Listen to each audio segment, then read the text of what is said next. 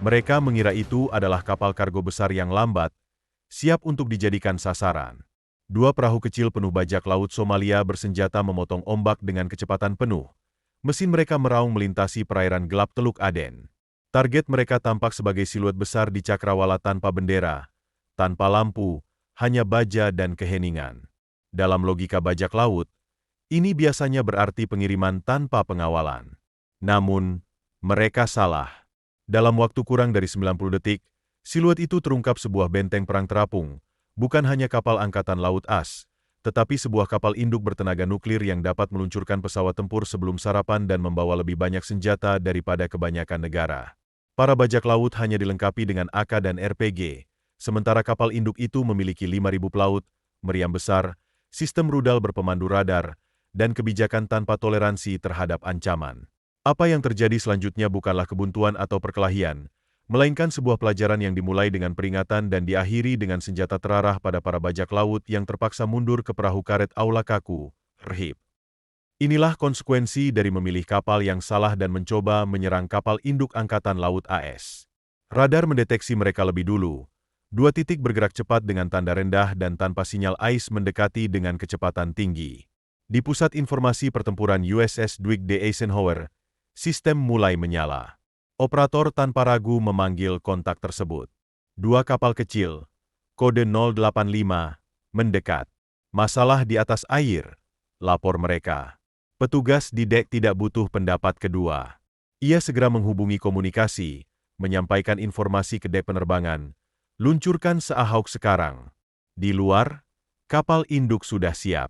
Ini bukan konvo yang mengantuk, ini adalah kelompok penyerang yang terlatih. Dan kapal induk adalah pusat komandonya. Dalam waktu kurang dari 2 menit, sebuah MH-60R Seahawk memutar rotornya dan meraung dari dek.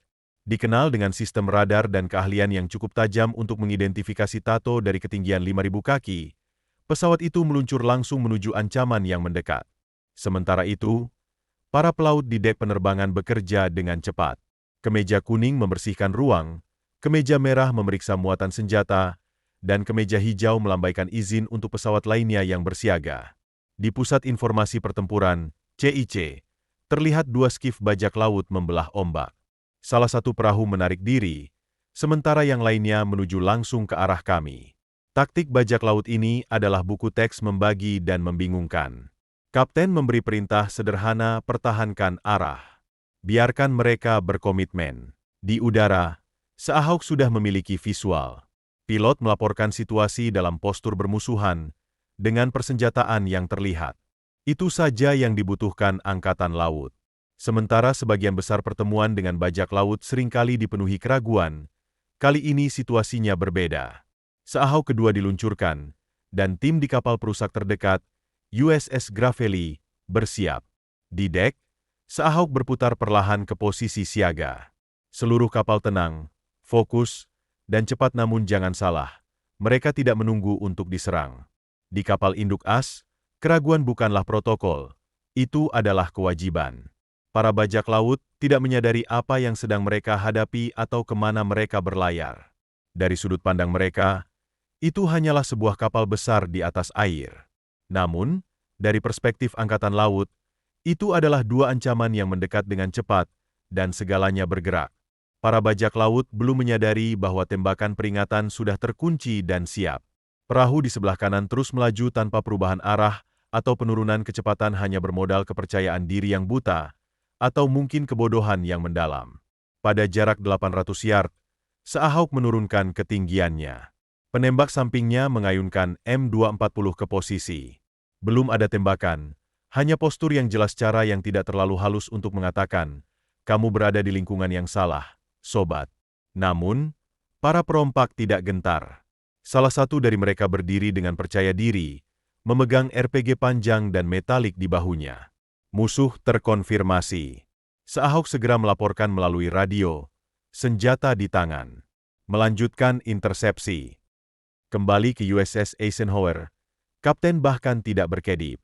Dari sisi kiri kapal perusak, dua Rhib berukuran 11 meter meluncur ke air, dipenuhi dengan tim VBSS, Visiting, Boarding, Search, and Seizure, Angkatan Laut yang mengenakan baju zirah. Mereka membawa granat kejut dan M4. Mereka bukan diplomat. Mereka adalah tim SWAT terapung yang memiliki izin untuk bertindak cepat dan menyerang dengan kekuatan. Kapal induk itu sendiri tidak perlu menembakkan satu peluru pun, itulah fungsi satuan tugas. Namun, jika keadaan memburuk, menara jahit sudah berdengung pelan. Radar melacak perahu-perahu itu seperti elang yang mengawasi tikus di lapangan terbuka. Sementara itu, tim yang serius bergerak untuk mengapit para bajak laut. Ini seperti menyaksikan permainan catur dengan kecepatan 35 knot. Satu perahu berusaha mengelabui dua kapal perang dan satu helikopter strategi yang jelas tidak tepat untuk meraih kemenangan. Di atas, penembak seahawk memberikan peringatan visual terakhir. Dia melepaskan tembakan tepat di depan haluan perahu, pesan yang sangat jelas, berbaliklah atau tenggelam. Kali ini, para perompak bereaksi, tetapi sudah terlambat. Rhip telah menyerang mereka. Mesin menderu membelah ombak seperti pisau bedah. Tim VBSS pertama mengepung Skoci dari sisi kanan, sementara tim kedua menghalangi jalan mundur dari belakang. Melalui pengeras suara, mereka berteriak, "Letakkan senjata kalian! Angkat tangan! Lakukan sekarang!" Kebingungan dan kepanikan segera menyelimuti para bajak laut. Salah satu dari mereka melemparkan akannya ke dalam air, sementara yang lain hanya bisa melongo, matanya terbelalak. Pilihan yang cerdas? Tentu saja tidak. Angkatan Laut tidak menunggu lama untuk mengambil keputusan. Dalam waktu kurang dari 30 detik, semuanya berakhir. Senjata disita, para bajak laut diikat dengan resleting dan tergeletak di dek Rhip. Skiff ditarik, dan situasi diamankan. Sementara itu, Eisenhower tidak pernah berhenti bergerak, bahkan tidak melambat sedikit pun. Kapal induk tidak perlu menangani setiap ancaman sendiri. Mereka membawa rombongan yang lebih kuat. Para bajak laut akhirnya menyadari kesalahan mereka. Bukan hanya kapal yang salah, tetapi juga laut yang salah. Kini saatnya menjelaskan kepada mereka apa yang hampir mereka ganggu. Para bajak laut yang terikat, dilucuti, menatap sepatu bot di dek. Namun, Angkatan Laut belum selesai. Ketika Anda bergerak di kapal induk Angkatan Laut AS, bahkan tindakan yang tampak bodoh tidak hanya dinetralkan, mereka juga menyelidiki. Dokumen diperiksa, pesan dikirim, karena ancaman di masa depan mungkin memiliki kemampuan yang lebih canggih daripada sekadar tiruan AK. Sementara tim VBSS mengangkut para tersangka ke atas Gravely, seahawk kedua terbang mengelilingi perimeter. Mereka tidak hanya berjaga, tetapi juga memindai tanda tangan termal, penanda, bahkan memeriksa apakah perahu tersebut dilengkapi dengan teknologi seperti GPS, satelit, atau radio terenkripsi mencari petunjuk bahwa ini lebih dari sekadar sekelompok amatir. Dan ya, ternyata para bajak laut itu bukanlah kru yang sembarangan. Kembali ke USS Eisenhower, suasananya tetap serius dan terfokus. Kapal induk itu bahkan tidak keluar dari formasi, tidak melewatkan satupun serangan mendadak dalam penerbangannya. Ketapel masih meluncurkan FA-18 Super Hornet ke langit, sementara awak di dek tidak berkedip. Anda bahkan tidak akan menyadari bahwa intersepsi telah terjadi, kecuali jika melihat log radar. Inilah yang menarik tentang kapal induk, mereka tidak gentar.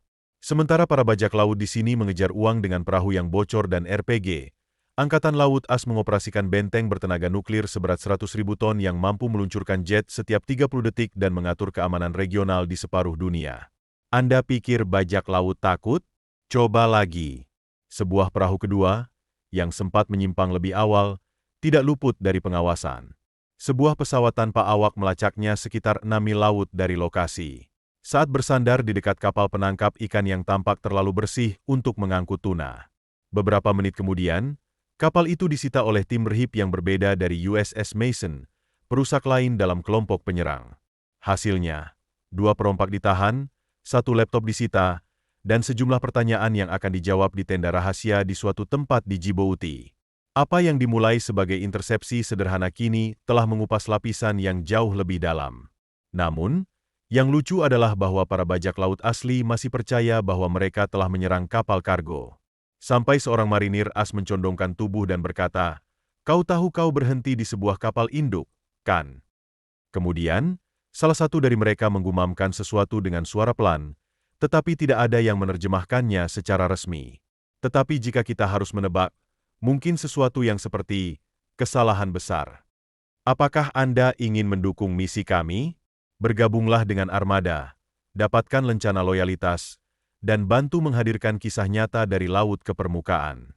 Buka halaman saluran kami, klik bergabung, dan melangkahlah ke atas kapal. Sekarang, kembali ke cerita. Mari kita perjelas bagi siapapun yang masih bertanya-tanya mengapa kapal induk adalah target terburuk yang bisa dibayangkan. Inilah yang membuatnya tak tersentuh. Menyerang kapal induk as seperti membawa pisau mentega ke dalam pertarungan tank, kecuali tank itu mengapung, meluncurkan jet tempur, dan memiliki kode posnya sendiri. Secara harfiah, para perompak mengira mereka mengejar kapal kargo yang sepi. Apa yang sebenarnya mereka temukan adalah kapal yang paling dilindungi di lautan manapun, dimanapun. Mari kita uraikan. Pertama-tama, kapal induk tidak pernah sendirian. Jika Anda mendekati dek datar, Anda akan berhadapan dengan kelompok penyerang kapal induk. Ini adalah formasi ketat dari kapal perusak, kapal penjelajah, kapal selam, kapal suplai, helikopter, drone, dan langit yang dipenuhi jet tempur. Ini pada dasarnya adalah kota perang terapung dengan kebijakan, tidak ada pertanyaan bodoh. Ambil contoh USS Dwight D. Eisenhower, kapal bertenaga nuklir sepanjang lebih dari 1.000 kaki yang mampu menampung hampir 5.000 personel dan meluncurkan F-18 bersenjata lengkap setiap 25 detik. Dan itu baru yang ada di atas dek. Di bawahnya, terdapat hanggar, pangkalan pemeliharaan, ruang penyimpanan senjata, pusat kendali radar, pusat intelijen, dan pasukan polisi internalnya sendiri. Setiap inci kapal diawasi, dicatat, dan dipertahankan. Sekarang, mari kita bicarakan senjata. Anda memiliki sistem senjata jarak dekat CIWS, alias SIWIS, yang dapat menembakkan 4.500 peluru per menit. Anggap saja sebagai penggiling daging berpemandu laser yang tidak meminta izin. Lalu ada rudal Sparrow yang dikembangkan ESSM, yang cepat, akurat, dan brutal. Dan itu belum termasuk helikopter MH-60R Seahawk dan E-18G Growlers untuk pengacau, serta E-2D Hawk yang dapat melihat lebih jauh daripada kebanyakan negara. Anda bahkan dapat bergerak secara diam-diam. Kapal induk Anda tidak akan terkejut. Mereka ditandai, dilacak, dikunci, dan dinyalakan bahkan sebelum mesin Anda mencapai kecepatan penuh. Dan inilah yang liar. Mereka bahkan tidak menggunakan 1/10 dari apa yang mereka miliki. Angkatan Laut bisa meluncurkan drone, menembakkan suar peringatan, menerbangkan jet tempur, atau mengerahkan detasemen marinir.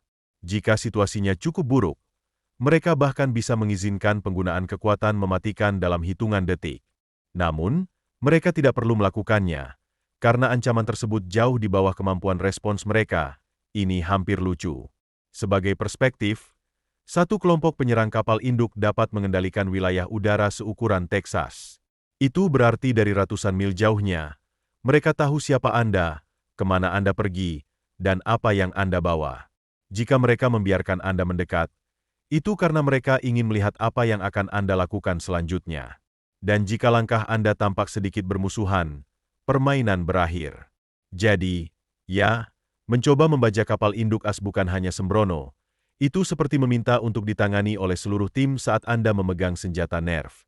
Angkatan Laut tidak berhenti di situ. Setiap perlengkapan, setiap sinyal radio, dan setiap detail yang longgar sekarang menjadi intelijen yang berharga. Menetralisir ancaman hanyalah langkah pertama. Langkah kedua adalah mengeksploitasi setiap kesalahan yang dibuat musuh. Sementara para bajak laut diikat dengan resleting dan mulai mengevaluasi kembali hidup mereka, pilihan mereka di ruang baja di bawah dek, tim intelijen Angkatan Laut sudah membedah seluruh pertemuan. Peluncur RPG itu dipindai untuk mengetahui asalnya, dan telepon satelit yang rusak dilucuti serta dibuang ke penganalisis sinyal yang aman. Setiap koordinat dicatat oleh sensor Seahawk, dipetakan, dan dirujuk silang dengan rute penyelundup, aliran senjata Iran, dan pergerakan sel bajak laut dari Mogadishu ke Mukalla. Angkatan Laut tidak hanya berurusan dengan bajak laut. Mereka mempelajarinya dengan saksama, dan perahu kecil ini praktis merupakan ringkasan intelijen yang mengambang. Di ruang komando USS Eisenhower, analis menyisir semua data, rekaman termal, penyadapan radio, tanda daya, dan bahkan sampel bahan dari lambung kapal serta kaleng bahan bakar. Satu frekuensi aneh menarik perhatian mereka, cocok dengan obrolan yang sebelumnya dicegat di dekat pengiriman senjata ilegal dari Eritrea. Bingo! Sekarang, ini bukan hanya serangan bajak laut acak, Ini adalah bagian dari jaringan yang lebih besar. Dengan demikian, tindak lanjutnya bukan hanya laporan setelah tindakan, tetapi akan menjadi paket penargetan waktu nyata. Dalam waktu kurang dari 12 jam, data itu sudah terbang ke atas rantai Kesencom, mitra koalisi Aricom, dan pusat fusi intelijen di Bahrain dan Djibouti. Seluruh mesin bergerak cepat, karena serangan berikutnya mungkin tidak menggunakan RPG. Mungkin kali ini drone, jalur penyelundupan, atau bahkan bajak laut yang tanpa sadar bertindak sebagai umpan untuk ancaman tersembunyi yang lebih besar. Itulah pola pikirnya. Setiap kontak kecil diperlakukan sebagai penyelidikan, gangguan potensial, atau pendahuluan. Jadi, Angkatan Laut tidak hanya menepis lalat, mereka membuat peta seluruh kawanan. Bagi para bajak laut, itu hanya riak pertama. Gelombang sebenarnya sudah bergerak di bawah permukaan. Tim intelijen menenggelamkan data drone, menggeser kisi pencarian, dan merencanakan serangan sambil membisikkan 3 kata paling berbahaya dalam kosakata Angkatan Laut AS. Paket target dikonfirmasi. Lautan tampak tenang lagi, tetapi tidak akan tetap seperti itu. Angkatan Laut sedang mengawasi, dan sekarang semua orang juga. Saat matahari terbit, Eisenhower tidak kehilangan irama. Operasi penerbangan dilanjutkan, kopi diseduh, dan jet diluncurkan. Hari lain di atas kapal paling mematikan yang mengapung. Namun, di bawah permukaan yang tenang, banyak hal telah berubah. Apa yang dimulai sebagai upaya penyergapan yang ceroboh, telah memicu intelijen multicabang yang menyapu seluruh wilayah. Satelit memposisikan ulang, lalu lintas komunikasi ditandai, dan bahkan kapal-kapal sekutu di koridor diberi pengarahan. Pesannya bukan hanya untuk para perompak, itu untuk siapapun yang mengawasi, merencanakan, atau cukup bodoh untuk berpikir bahwa kapal induk AS adalah sasaran empuk. Ini adalah siaran diam yang ditulis dengan kecepatan presisi dan kekuatan yang luar biasa. Kami melihatmu. Kami menghentikanmu. Kami belajar darimu. Dan lain kali, kamu bahkan tidak akan mendapatkan kesempatan. Kembali di belakang sekoci, pesan Angkatan Laut beriak melalui wilayah. Obrolan penyelundup terputus, dan semburan radio yang mencurigakan menjadi gelap. Selama beberapa hari yang menegangkan, bahkan jalur laut dekat Somalia menahan napas. Karena ketika Angkatan Laut AS merespons, mereka tidak mengeposkan peringatan, mereka hanya membuat contoh.